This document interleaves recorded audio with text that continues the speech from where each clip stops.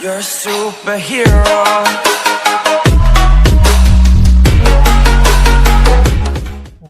Everyone, start करते हैं आज के लेक्चर में ईसोफेगस से। इससे पिछले लेक्चर में हमने फेरिंग्स तक पढ़ लिया था, ईसोफेगस से पढ़ना था। तो ईसोफेगस को ग्रसिका या ग्रास नली भी बोलते हैं हिंदी में, ठीक है। इंग्लिश ईसोफेगस, ठीक है, या फिर भोजन नली भी बोलते हैं हिंदी में, ठीक। भोज नली भी बोल सकते हैं या फिर भोजन नली भी बोल सकते हैं, ठीक है। और जो एलिमेंट्री कैनाल है उसको हिंदी में बोलते हैं भोजनाल या फिर आहार नाल, ठीक। ये नाल मतलब ये बड़ा नाला है, एक कैनाल है, एक नहर है। और भोज नली एक छोटी सी नली है, पाइप है, एक छोटी सी नाली है, और ये पूरा बड़ा सा नाला है, ठीक। तो यानी कि इस बड़े से नाले का एक छोटा सा पार्ट है ईसोफेगस, यानी भोजन नली, ग्रास नली या ग्रसिका, ठीक। ये कैसी है? पतली है, ठीक है। पतली है इन द सेंस डायमीटर बहुत कम है, ठीक है। पतली है, आपकी स्मॉल इंटेस्टाइन से भी पतली है। पेशी है, मतलब मसल से बनी हुई है। पेशी मतलब होता है मांस, ठीक है। तो मसल से बनी है। संकुचनशील है, संकुचनशील से मतलब है कि ये शो करती है कॉन्ट्रैक्शन एंड रिलैक्सेशन, ठीक है। अब इसको समझ लो क्या चीज़ है। जैसे कौन संकुचनशील मतलब ये जो है सेंसिटिव है, इन द सेंस यहाँ की जो मसल्स हैं सेंसिटिव है, मतलब वो कॉन्ट्रैक्शन और रिलैक्सेशन शो करते हैं। कॉन्ट्रैक्शन को हम लोग एक्सपेंड होना भी बोल सकते हैं, ठीक है। तो कॉन्ट्रैक्ट होगी मसल, यानी एक्सपेंड होगी, और उसके बाद रिलैक्स हो जाएगी, फिर से अपनी पुरानी पोजीशन पे वापस से। तो एक्चुअल में मान लीजिए ये है ईसोफेगस, ठीक है। तो मान लीजिए जब हम बक्कल कैविटी में खाना चबा लिए टीथ के थ्रू, उसके बाद उस पर जो सलाइवरी ग्लैंड्स ने सलाइवा पोर कर दिया, और सलाइवा पोर करने के बाद जो है आपका जो है सलाइवा में के जो एमाइलेज हैं उसने कार्बोहाइड्रेट्स को तोड़ दिया, और जो लाइसोजाइम है उसने बैक्टीरिया को मार दिया। फिर उसके बाद उसमें म्यूकस जो है हमारी टंग के ऊपर, इसी ने म्यूकस और जो आपके सलाइवा का म्यूकस है मिलके एक खाने को एक बॉल की तरह बना दिया, ठीक है। तो उस बॉल को, उस खाने की बॉल को बोलस बोलते हैं। क्या बोलते हैं? बोलस। जो कि मान लीजिए कुछ ये है, ठीक है। एक बोलस बन गया जिसमें से 30% कार्बोहाइड्रेट पहले ही पच चुका है। अब ये आगे जाना है। आगे कैसे जाएगा? फेरिंग्स में जाएगा, फेरिंग्स के बाद फिर ईसोवेगस से इसको नीचे जाना है स्टमक के अंदर। तो ये क्या है? पतली पाइप है, और बोलस बड़ा है। तो क्या होगा? यहाँ की मसल्स क्या करेंगी? कॉन्ट्रैक्ट करेंगी। तो यहाँ की मसल्स चेंज हो जाएंगी कुछ ऐसे, ठीक है, कुछ इस तरीके से हो जाएंगी, और यहाँ पे बोलस आ जाएगा, ठीक है। बोलस आगे, अब बोलस को आगे बढ़ाने के लिए क्या करेंगे? ये नीचे वाली मसल्स क्या होंगी? कॉन्ट्रैक्शन करना शुरू करेंगी, और ये जो ऊपर की मसल हैं ये रिलैक्स होना शुरू करेंगी। तो रिलैक्स जब होंगी ये, तो इसको आगे धक्का देंगी। जब क्या होगा ना, ये वाली मसल जो है अब धीरे धीरे ये वाली मसल जो है दबनी शुरू होगी, और नीचे वाली मसल कॉन्ट्रैक्ट होनी शुरू होगी। तो यहाँ पे डिफरेंस देख रहे हैं, ये वाली जो मसल अभी रिलैक्स मोड में थी, यहाँ पे क्या हो गई? कॉन्ट्रैक्ट हो गई है। और ऊपर जो इस समय कॉन्ट्रैक्ट थी यहाँ पे, वो क्या हो गई? यहाँ पे रिलैक्स हो गई। तो उसने पुश कर दिया खाने को, अब बोलस यहाँ आ गया। इसी तरीके से नेक्स्ट स्टेज में क्या हो जाएगा? और ज़्यादा एक कॉन्ट्रैक्ट हो जाएगी, और मतलब रिलैक्स हो जाएगी ऊपर वाली मसल, और नीचे ये जो है ये वाली चीज़ ये पूरी की पूरी क्या हो जाएगी? कॉन्ट्रैक्ट हो जाएगी। तो बोलस अब यहाँ पहुँच जाएगा, ठीक है। इस तरीके से खाने को पुश करते करते कॉन्ट्रैक्शन रिलैक्सेशन के कॉम्बिनेशन से खाना चला जाएगा स्टमक के अंदर। तो वही बताया है कि संकुचनशील है। लेंथ 23 to 27 सेंटीमीटर है, मतलब कि मैं मान लेता हूँ 25 to 30, ठीक है। बुक में 23 27 है, मतलब इतनी लेंथ होती है, ठीक है। बच्चों में 25 और बड़ों में 30 सेंटीमीटर तक लेंथ होगी। मतलब आप समझ सकते हो जो आपकी 15 सेंटीमीटर की स्केल आती है, वैसी 2 स्केल लोगे तो उतनी लेंथ है, ठीक है। मतलब यहाँ से जो है आपके थ्रोट से स्टार्ट होती है मतलब यहाँ पे तो आपका फेरिंग्स होता है, फिर यहाँ से नीचे स्टार्ट हो जाता है आपका ईसोफेगस।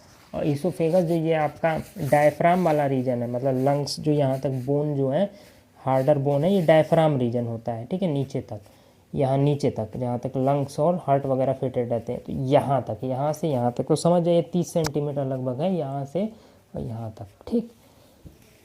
ग्रसनी निगल द्वारा आहार नाल के दूसरे भाग ग्रास नली में खुलती है। ग्रसनी मतलब फेरिंग्स और ग्रास नली मतलब ईसोफेगस। तो फेरिंग्स ईसोफेगस में किसके द्वारा खुलती है, मतलब ज्वाइंट होती है, गलेट, यानी कि गलेट के द्वारा। गलेट को हिंदी में बोलते हैं निगल द्वार, ठीक है, निगल द्वार। तो ये आपका अगर ईसोफेगस है यानी कि ग्रास नली है, एक मिनट, ये अगर आपका ग्रास नली या फिर ईसोफेगस है, ठीक है, और ये आपका गलट या निगल द्वार है ये, ठीक है, तो यहाँ पे आपका क्या होगा, अगर मैं इसको इरेज कर दूँ थोड़ा सा, ठीक, तो यहाँ पे आपका क्या हो जाएगा, यहाँ पे आपका फेरिंग्स हो जाएगा, ठीक है। तो ये फेरिंग्स है जिसको क्या बोलते हैं, ग्रसनी बोलते हैं, इंग्लिश में इसको फेरिंग्स बोलते हैं, ठीक है, ये हो गया, ठीक है। अच्छा, फेरिंग्स में ये भी थोड़ा सा यहाँ पे वो भी बनाना चाहिए था ना, ट्रैकिया भी रहता है उसके ऊपर, एपिग्लोटिस भी, वो जानते हो, इतना बार बार इतना रिवाइज करने की ज़रूरत नहीं, अब तो एकदम आपको मतलब फिट हो गया होगा दिमाग में। इसकी दीवार में पाचन ग्रंथियाँ नहीं होती परंतु श्लेष्म ग्रंथियाँ उपस्थित होती हैं, ठीक है, दोनों चीज़ समझ लो। पाचन ग्रंथियाँ से मतलब है डाइजेस्टिव ग्लैंड, ठीक है, इसको थोड़ा सा क्लियर करते हैं। पाचन ग्रंथियाँ का मतलब है डाइजेस्टिव ग्लैंड, ठीक है, और श्लेष्म ग्रंथियों का मतलब है, श्लेष्म ग्रंथियों का मतलब है म्यूकस ग्लैंड, ठीक है। तो म्यूकस ग्लैंड से रिलीज करते हैं म्यूकस, ठीक है, म्यूकस, ठीक है, और जो डाइजेस्टिव ग्लैंड हैं वो रिलीज करते हैं एंजाइम या फिर जूसेस, ठीक है, या एसिड वगैरह रिलीज करते हैं, ठीक है।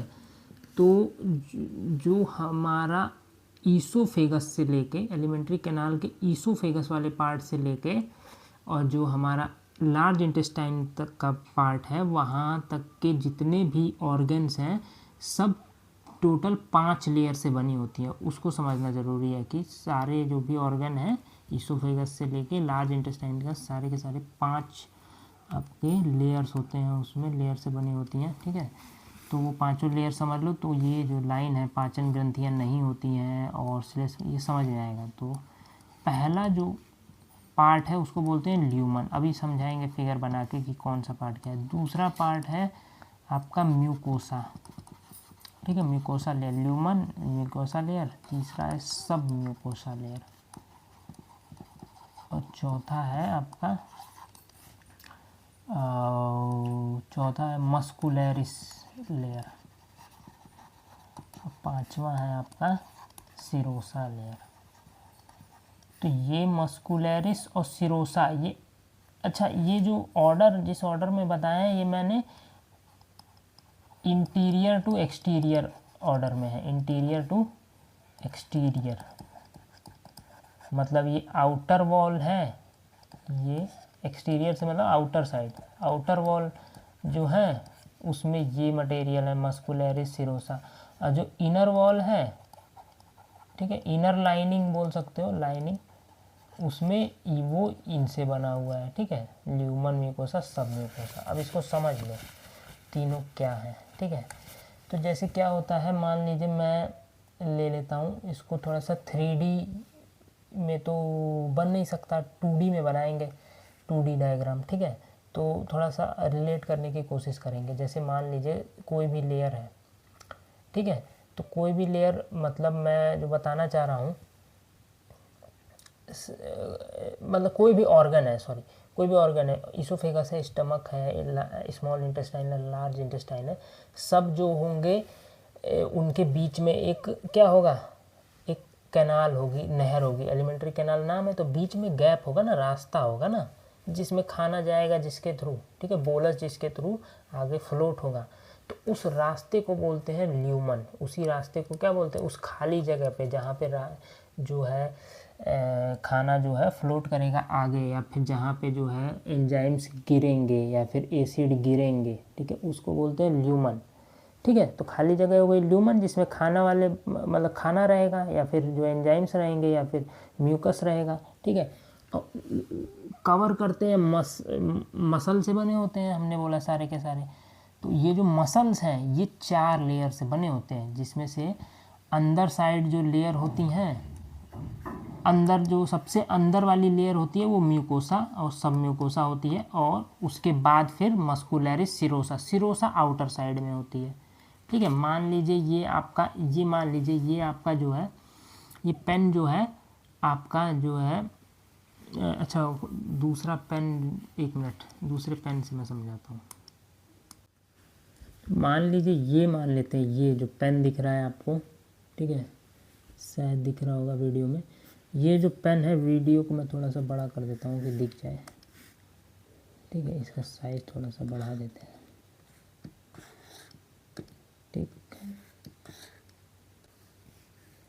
ठीक है, ये देखिए वीडियो में आपको दिख रहा होगा, ये जो है पेन, ठीक है, ये मान लेते हैं एलिमेंट्री कैनाल का कोई पार्ट है, लेट्स से ये ईसोफेगस है, ये लंबी सी पाइप है जो कि यहाँ से यहाँ तक है, यही वो पाइप है। ठीक है, तो खाना जो है इस गैप में, ये मान लीजिए फेरिंग से कनेक्टेड है, ऊपर साइड फेरिंग्स है, यहाँ पे वो गलेट है, और यहाँ से फिर ईसोफेगस स्टार्ट है, नीचे साइड स्टमक है। तो मैंने बोला oesophagus, stomach, small intestine, large intestine, सब में 5 लेयर होंगी। ठीक है, जो बीच वाला खाली जगह है जिसमें खाना फ्लोट करेगा आगे, जैसे इसमें जो मान लीजिए मेरा खाना जो है ये है, ये मेरा खाना है मान लीजिए। ठीक है, तो ये खाना जाएगा इसके अंदर, इसी गैप के अंदर ना जाएगा, आगे जाके फ्लोट करेगा नीचे, फिर स्टमक में चला जाएगा। तो ये जो गैप है इसको बोलते हैं ल्यूमन। और ये जो लेयर है, ये जो मसल से बनी हुई लेयर है चारों तरफ, इसमें 4 लेयर होते हैं। जो सबसे अंदर होता है, अंदर साइड, वो होता है, अंदर साइड 2 लेयर होती है, म्यूकोसा, सब म्यूकोसा। म्यूकोसा जो है वो अंदर वाली लाइनिंग है। ठीक है, बाहर जो लेयर होती है म्यूकोसा होती है, फिर सब म्यूकोसा होती है। ठीक है, उसके बाद आपकी मस्कुलरिस होती है, और फिर सिरोसा होती है। ठीक है, इसको एक बुक से भी आप समझ सकते हो। ठीक है, मान लेते हैं ये वो एलिमेंट्री कैनाल का ऑर्गन है जिसका नाम है ईसोफेगस। ईसोफेगस हो गया, स्टमक हो गया, स्मॉल इंटेस्टाइन, सब ऐसे ही होती हैं। ठीक है, बस वो होता है किसी का डायमीटर अधिक होता है, किसी का कम होता है। तो हमने ये मान लेते हैं ये ईसोफेगस है, डायमीटर कम है क्योंकि इसका। ठीक है, ये बोलस इसके अंदर से जाएगा, स्टमक तक इधर साइड पहुंच जाएगा। तो ये जो जिसमें बोलस फ्लोट करेगा, ये जो खाली जगह है, इस लेयर को बोलते हैं ल्यूमन। ठीक है, इसमें जो है जो खाना है वो आगे जाता है, फ्लोट करता है। ठीक है, अंदर वाली जो एक लेयर है, ठीक है, जो कि मसल से बनी हुई है, चारों लेयर मसल की हैं, लेकिन सबके प्रॉपर्टीज़ अलग अलग हैं, नाम अलग अलग हैं। ठीक है, ये जो अंदर वाली लेयर है, ठीक है, जो मैं अभी निकाल रहा हूँ, एक लेयर में इसमें से निकाल के कम कर दे रहा हूँ, ये म्यूकोसा हो गई। ठीक है, उसके बाद एक और लेयर होती है, ये लेयर जो बोली जाती है इस ईसोफेगस पाइप के अंदर की, ये जो लेयर है, ये लेयर बोली जाएगी, कौन सी लेयर है ये लेयर है आपकी सब म्यूकोसा। ठीक है, उसके बाद फिर एक और लेयर होती है जिसको बोलते हैं मस्कुलरिस। ठीक है, एक और लेयर होता है जिसको क्या बोलते हैं, मस्कुलरिस। उसके बाद जो सबसे बाहर लेयर बच गया, इसको बोलते हैं आप क्या, इसको बोलते हैं आप सिरोसा। ठीक है, तो ये सबसे बाहर वाली लेयर है। ठीक है, ये बच गई। ठीक है, तो 4 टोटल 5 लेयर, खाली जगह ल्यूमन, उसके बाद म्यूकोसा, फिर सब म्यूकोसा उसके ऊपर से, फिर मस्कुलरिस, फिर सिरोसा। टोटल 5 लेयर से बनी होती है आपकी जो भी आउट, मतलब पूरी कवरिंग जो है, पूरा एलिमेंट्री कैनाल के जो भी ईसोफेगस से लेके लार्ज इंटेस्टाइन तक के पार्ट्स हैं, इस तरीके से बने होते हैं। तो अब समझते हैं कि ये 5 में से जो ज़रूरी कौन कौन से, किन को समझना ज़रूरी है। ठीक है, तो देखते हैं एक एक करके। जैसे ल्यूमन जो है इसमें तो खाना फ्लोट करेगा, ठीक है। म्यूकोसा लेयर जो है ये काम करती है, ठीक है, एक एक करके सबको ब्रेक करते हैं। म्यूकोसा लेयर काम करती है ग्लैंड्स बनाने का। कौन से ग्लैंड्स? या तो म्यूकोसा लेयर बन जाएगी डाइजेस्टिव ग्लैंड्स बना लेगी, या फिर म्यूकोसा लेयर बना लेगी म्यूकोसल ग्लैंड, ठीक है। किसी किसी ऑर्गन में ये बना लेगी डाइजेस्टिव ग्लैंड, किसी किसी ऑर्गन में म्यूकोसल ग्लैंड। जैसे ईसोफेगस में, ठीक है, ईसोफेगस में ये क्या बना देती है? Mucosal gland. तो जो म्यूकोसा लेयर है वो बन गई म्यूकोसल ग्लैंड, तो क्या सिक्रीट करेगी? इसीलिए नाम भी उसका म्यूकोसा पड़ा है, क्योंकि म्यूकस सिक्रीट करेगी। तो म्यूकस सिक्रीट करती है ईसोफेगस के अंदर, ठीक है। लेकिन वहीं पे स्टमक के अंदर वो बन जाती है एक डाइजेस्टिव ग्लैंड, ठीक है, क्योंकि वहाँ से गैस्ट्रिक जूस सिक्रीट करती है, हाइड्रोक्लोरिक एसिड सिक्रीट करती है, ठीक है। वहीं पे स्मॉल इंटेस्टाइन में भी वो बन जाती है क्या? डाइजेस्टिव ग्लैंड, क्योंकि वहाँ से इंटेस्टाइनल जूस सिक्रीट करती है, ठीक है। इसका मतलब जो म्यूकोसा लेयर है कहीं तो वो डाइजेस्टिव ग्लैंड बन के काम कर रही है, कहीं पे वो म्यूकोसल ग्लैंड बन के काम कर रही है, ठीक है। तो यहाँ पे यही बोल रहा है, इसकी दीवार में क्या, पहला जो दीवार में नंबर है, इनर वॉल जो पहली लेयर है म्यूकोसा है, तो उसमें पाचन ग्रंथियाँ नहीं मिलेंगी, डाइजेस्टिव ग्लैंड नहीं मिलेंगे। किसके अंदर? ईसोफेगस के अंदर। स्टमक में तो वो डाइजेस्टिव ग्लैंड का ही काम करेंगे, स्मॉल इंटेस्टाइन में तो डाइजेस्टिव ग्लैंड का काम करेंगे, लेकिन ईसोफेगस में वो पाचन ग्रंथियों का काम नहीं करेंगे, वो श्लेष्म ग्रंथियों का काम करेंगे, यानी म्यूकोसल ग्लैंड्स का काम करेंगे। तो आई hope you got the point, समझ में आ गया होगा।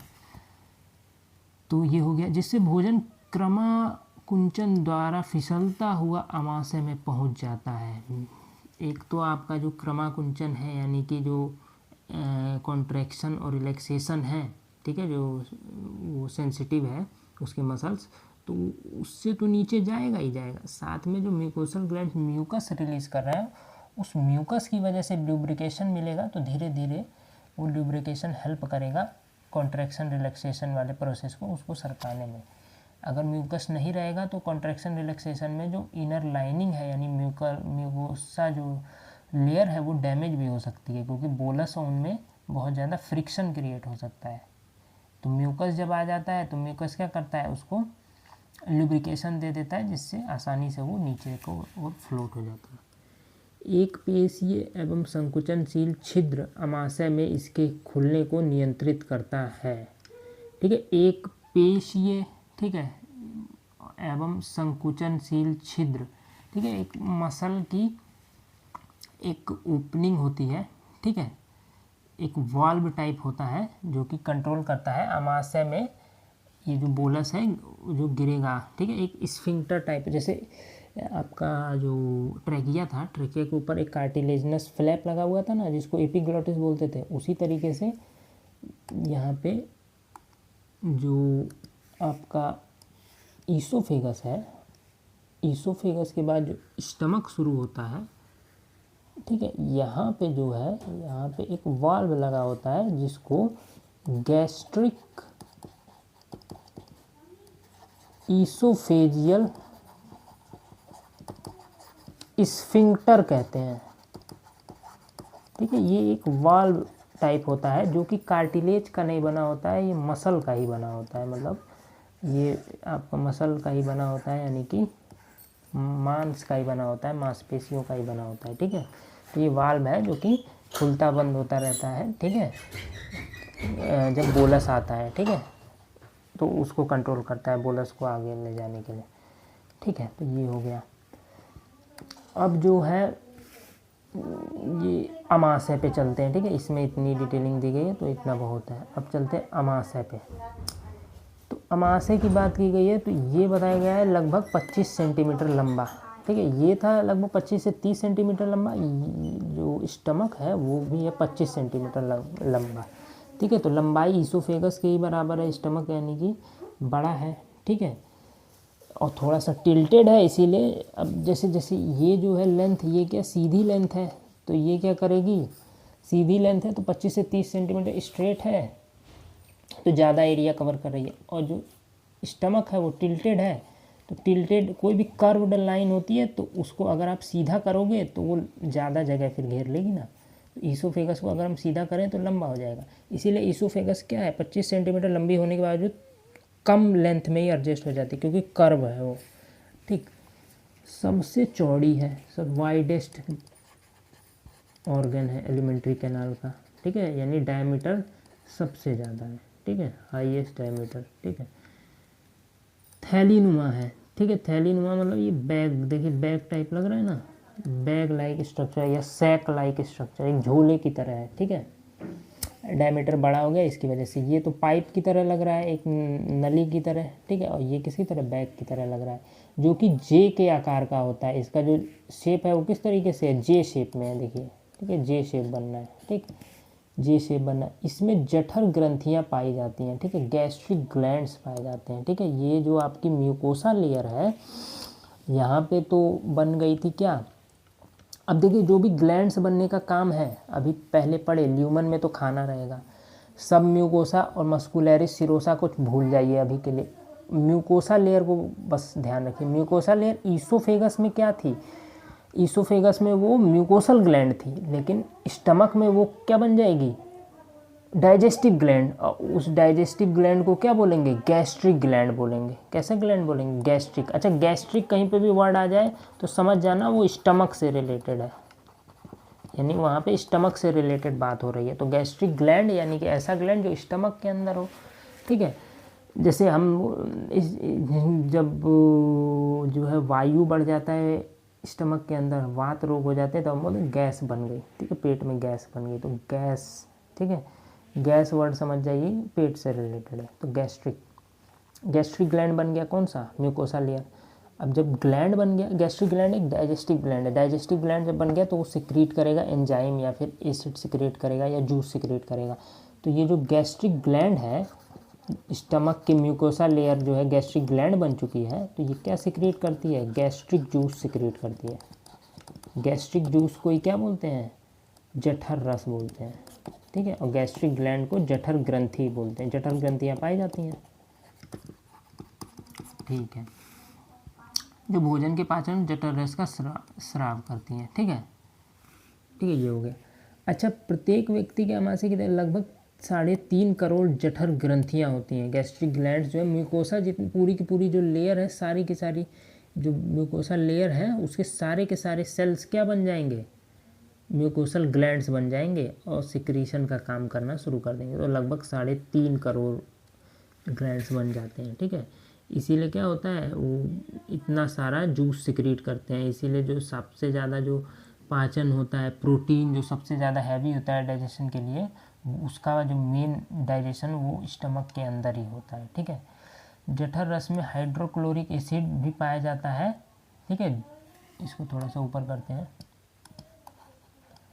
हाँ, जठर रस में हाइड्रोक्लोरिक एसिड पाया जाता है, पेप्सिन पाया जाता है, लाइपेज नामक एंजाइम या विकर, एंजाइम को विकर भी बोलते हैं, पाया जाता है। ठीक है, मतलब लाइपेज, लाइपेज जो है इसको टाइलिन भी बोलते हैं।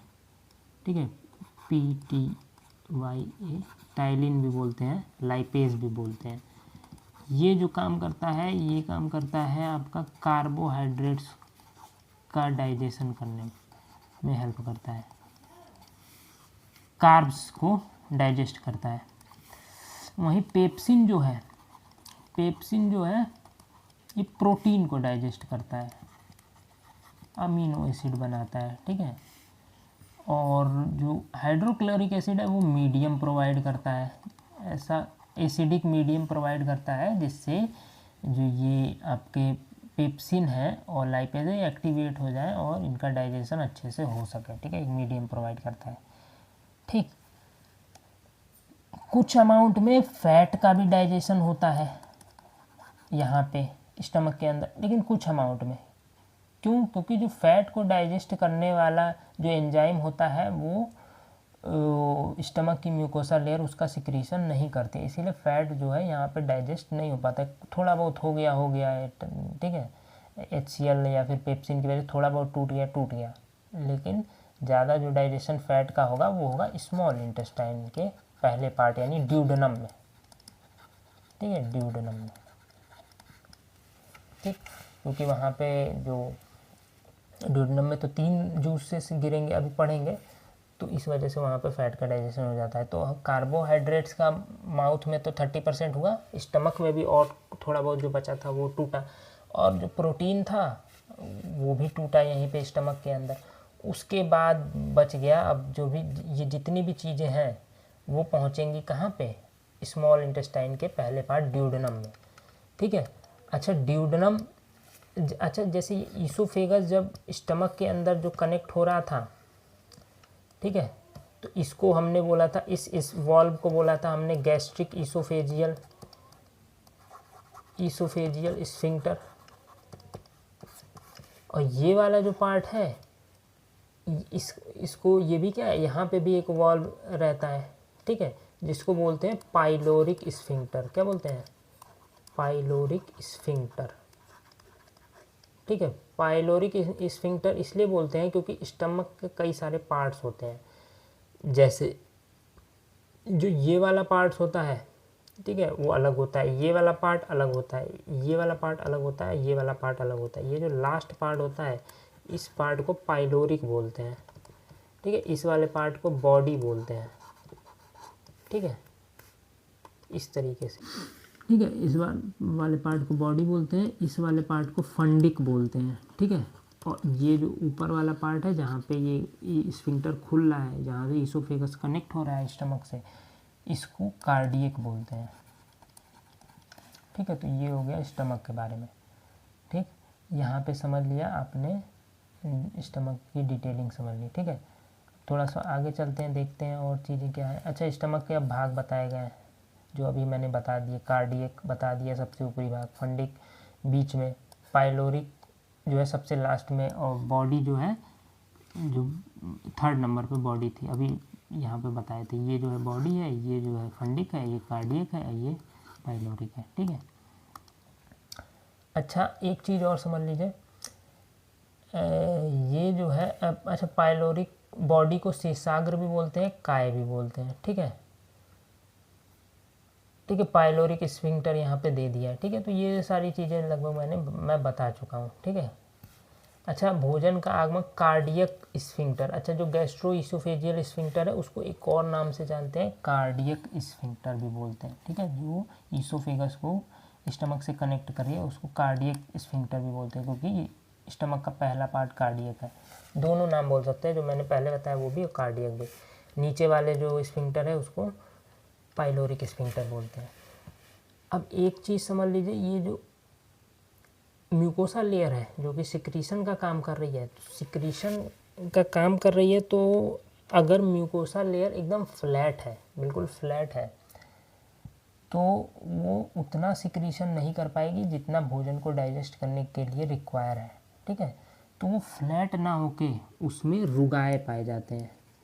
क्या पाए जाते हैं, रुगाए। रुगाए ऐसे स्ट्रक्चर हैं जो कि म्यूकोसा लेयर के सरफेस एरिया को बढ़ा देते हैं, ठीक है, सरफेस एरिया को इंक्रीज़ कर देते हैं। जैसे मान लीजिए अगर मान लीजिए ये पहली लेयर क्या है आपकी, मान लीजिए ये बीच में जो है, ये जो बीच में खाली जगह है, मान लीजिए स्टमक का ये डायग्राम है, बीच में ये ल्यूमन वाला एरिया जहाँ पे फूड आएगा, ठीक है। ये जो मान लीजिए ये जो लाइन है ये आपकी म्यूकोसा लेयर है, इधर सब म्यूकोसा लेयर है, इधर जो है आपकी मस्कुलरिस है, इधर जो है आपका सिरोसा है, नीचे भी इधर साइड भी वही रहेगा, ये म्यूकोसा है, सब म्यूकोसा है, इधर जो है आपका मस्कुलरिस है, और इधर क्या है आपका सिरोसा है।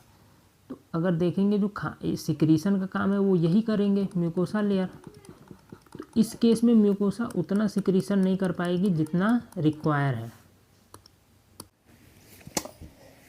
ठीक है। तो ये समझ में, तो ये उतना सिक्रीशन नहीं करें जितना रिक्वायर्ड है। तो ये क्या करते हैं, हमारी बॉडी इस तरीके से डिजाइन है कि ये रुगाए स्ट्रक्चर बनाती है। अब रुगाए स्ट्रक्चर क्या है, सरफेस एरिया, कैसे सरफेस एरिया बढ़ेगा वो समझ लो, रुगाए जब देख लोगे उसका फिगर तो समझ जाओगे। तो सरफेस एरिया ये मान लीजिए आपका जो है नॉर्मल लेयर हो गई, जैसे कि आपका ईसोफेगस में थी म्यूकोसा लेयर, लेकिन वहाँ पे तो म्यूकस सिक्रीट करना था तो वो म्यूकस तो आराम से उसका रिक्वायरमेंट पूरा हो जाता है उतने ही सरफेस में। लेकिन यहाँ पे बनाने हैं आपको एसिड बनाने हैं, ठीक है, गैस्ट्रिक जूस बनाना है, तो उसके लिए क्या चाहिए आपको, सरफेस एरिया ज़्यादा चाहिए, क्योंकि हमको गैस्ट्रिक जूस ज़्यादा सिक्रीट करना पड़ेगा, खाने को वहाँ पे तोड़ना है, ठीक है, कई सारी चीज़ों को तोड़ना है, प्रोटीन को तोड़ना है, कार्बोहाइड्रेट्स को तोड़ना है, ठीक है। तो वहाँ पे क्या करता है, जो स्टमक में है जो ये म्यूकोसा लेयर ये बना देती है रुगाए, ठीक है। रुगाए कुछ अनइवन क्या होते हैं, अनइवन उसमें उभार आ गए होते हैं, ठीक है, जैसे कि कुछ इस तरीके से, ठीक है, कुछ इस तरीके से, ठीक है, इस तरीके से उभार, जिससे कि क्या होता है, इस तरीके से वो अंदर वाली लेयर, ये स्टमक की अंदर वाली लेयर है, ऊपर से भी कुछ इसी तरीके से रहती है, ठीक है, इसी तरीके से रहती है, अनइवन है, इसमें कोई बैलेंस है, इसी तरीके।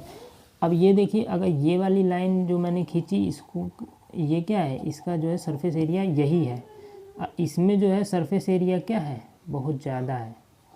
अब सरफेस एरिया ज़्यादा होने की वजह से यहाँ से भी सिक्रीशन हो सकता है गैस्ट्रिक जूस का, यहाँ से भी हो सकता है, यहाँ से भी हो सकता है, यहाँ से भी, यहाँ से भी, यहाँ से भी, तो सिक्रीशन अब ज़्यादा हो जाएगा क्योंकि इसका सरफेस एरिया बढ़ चुका है, ठीक है। अगर नहीं समझ में आ रहा है तो मैं देखो यहाँ से यहाँ तक लाइन खींचूँगा तो ये कम है, और यहाँ से अगर मैं इस तरीके से ड्रॉ करना चाहूँ तो इसमें समय ज़्यादा लगेगा, समय ज़्यादा लगने का मतलब है इसका सरफेस एरिया अधिक है, इसका सरफेस एरिया कम है, इसमें समय कम लग रहा है, इसमें ज़्यादा समय लगेगा, उसका सरफेस एरिया ज़्यादा, और जिसका सरफेस एरिया ज़्यादा है वो ज़्यादा सिक्रीट कर पाएगा जूसेस। ठीक है, तो रुगाए, I hope you got the story behind रुगाए, ठीक है। रुगाए जो है अनइवन है, मतलब कहीं पे ज़्यादा भी जो है उभार निकला हुआ है, ठीक है, कहीं पे थोड़ा कम निकला हुआ है, ठीक है, ज़्यादा कहीं कम, इस तरीके से अनइवन है, बस अनइवन है, लेकिन इसको इसी मतलब इसको रुगाए बोलते हैं। और ये जो है सरफेस एरिया बढ़ता है, जिससे सेक्रीशन जो होगा गैस्ट्रिक जूस वो ज़्यादा अमाउंट में होगा, ठीक है, इसीलिए 3.5 करोड़ जो है गैस्ट्रिक ग्लैंड्स वहाँ पे तैयार हो जाएंगे, क्योंकि सरफेस एरिया रुगाए ने इतना ज़्यादा बना दिया है, ठीक है, उतने से कम एरिया में, क्योंकि 25 सेंटीमीटर ही लेंथ है उसकी, उसमें भी ये रुगाए बना देंगे तो और ज़्यादा लेंथ कवर कर लेगा और फिर ज़्यादा सिक्रीट कर पाएगा गैस्ट्रिक जूसेस, ठीक है। तो ये हो गया, ठीक है। अब नेक्स्ट चलते हैं, ये तो समझ लिए सारे पार्ट्स रुगाए के बारे में समझ लिए, ठीक है। रुगाए होता है जो कि म्यूकोसा लेयर बनाती है, म्यूकोसा लेयर जो है यहाँ पे डाइजेस्टिव ग्लैंड, गैस्ट्रिक ग्लैंड का काम करती है, ईसोफेगस में म्यूकोसल ग्लैंड का काम करती है, ठीक है, म्यूकोसा लेयर। सब म्यूकोसा मस्कुलरिस सिरोसा, उसके बारे में अभी नहीं पढ़ना है, मस्कुलरिस और सिरोसा के बारे में तो बिल्कुल नहीं पढ़ना है, वो तो आउटर कवरिंग बस देते हैं, ठीक है, मसल के बने होते हैं, प्रोटेक्शन देते हैं, ठीक है, अंदर जो है बाहर से प्रोटेक्शन देते हैं बाकी ऑर्गन से, ठीक है, बाहर के शॉक से। जो बच गया सब म्यूकोसा, उसका काम होता है, लेकिन उसका काम हम लोग पढ़ेंगे किस में, जब हम एब्जॉर्प्शन में आएंगे, यानी कि स्मॉल इंटेस्टाइन के ड्यूडेनम के बाद के जो पार्ट्स हैं जेजुनम उनमें आएंगे, तब सब म्यूकोसा को पढ़ेंगे, अभी नहीं उसको पढ़ने की ज़रूरत है, ठीक है। तो इतना समझ लिए हम, ठीक है। अब देखिए ये फिगर दिया हुआ है, ठीक है, स्टमक का, ठीक है, ये देखिए फंडिक दिया हुआ है, ये जो है कार्डियक दिया हुआ है, ये कार्डियक है, ऊपर फंडिक है, ठीक है, इधर जो है बॉडी है, शेषाग्र जिसको बोलते हैं, और इधर क्या है, पाइलोरिक है, ये पाइलोरिक स्फिंक्टर है, ठीक है, इधर जो है ड्यूडेनम स्टार्ट हो जाता है, ठीक है, ये पाइलोरिक स्फिंक्टर है, संकोचक बोलते हैं स्फिंक्टर को, वाल्व है जो कि आगे खाने को इधर ड्यूडेनम में, ये ड्यूडेनम स्टार्ट हो रहा है सी टाइप, ठीक है, फिगर हो गया।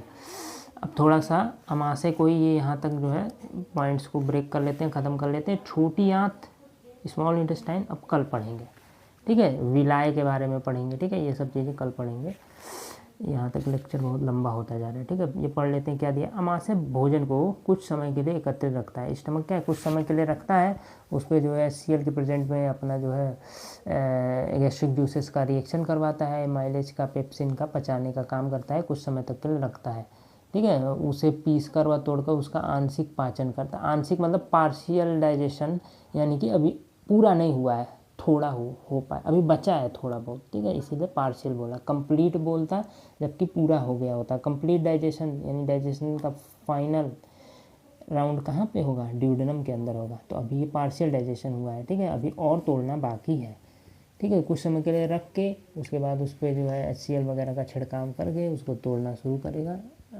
एमाइलेज की मदद से, पेप्सिन की मदद से, ठीक है। जठर रस का योगदान बता दिए हैं। पेश ये संक्रमण गति का भोजन लुगदी में रूपांतरित, अच्छा ये पॉइंट छूट गया था। अब जैसे यहाँ पे जो है डाइजेशन जो है हो जाएगा यहाँ पे जितना होना था, तो वो फिर एंटर करेगा पाइलोरिक स्फिंक्टर से, फिर कहाँ पे एंटर करेगा, ड्यूडेनम के अंदर। तो जब पाइलोरिक स्फिंक्टर से ड्यूडेनम के अंदर करेगा तो वो और टूट चुका है एज़ कम्पेयर टू जो वो हमको ईसोफेगस से मिला था। तो ईसोफेगस से जो मिला था वो था बोलस, वो 30% ही उसमें कार्बोहाइड्रेट्स ही खाली टूटे थे। जब स्टमक में और तुड़ाई हुई तो वो बन गया काइम, ठीक है। अब काइम कहाँ पे चला गया, स्मॉल इंटेस्टाइन में, ठीक है। और जो बोलस है वो कहाँ पे आया था, स्टमक के अंदर आया था। तो ये याद रखेंगे, जो खाना जो हम चबाए और उस पर सलाइवा गिराए तो वो बोलस बन गया, स्टमक के अंदर पहुँच गया, स्टमक ने उसको और डाइजेस्ट करके काइम बना दिया। अब काइम कहाँ पहुँच गया, स्मॉल इंटेस्टाइन के अंदर। अब फिर ये और फर्दर टूटेगा, ठीक है। तो उसको आगे देखेंगे स्मॉल इंटेस्टाइन में, ठीक है। इसमें भी जो क्या होता है, जो खाना है यहाँ से पाइलोरिक वाले हिस्से से किस तरीके से जाता है, यहाँ की भी मसल क्या करती हैं, क्रमाकुंचन करती है, मतलब कॉन्ट्रैक्शन रिलैक्सेशन करके खाने को फिर एंटर करवा देती हैं पाइलोरिक स्फिंक्टर के रास्ते। वाल्व जो है, मसल का वाल्व बना है, ये खुल जाता है और मतलब एंटर कर जाता है जो काइम है किसके अंदर, ड्यूडेनम के अंदर, ठीक है। अब जो है उसके आगे की कहानी जो है स्मॉल इंटेस्टाइन में पढ़ेंगे। और इस लेक्चर में अभी के लिए इतना ही। बहुत बहुत धन्यवाद इस वीडियो को देखने के लिए, और वीडियो को यहीं पे समाप्त करते हैं। हैव ए गुड नाइट, ठीक है। और It's hard to breathe, but that's alright. Hush.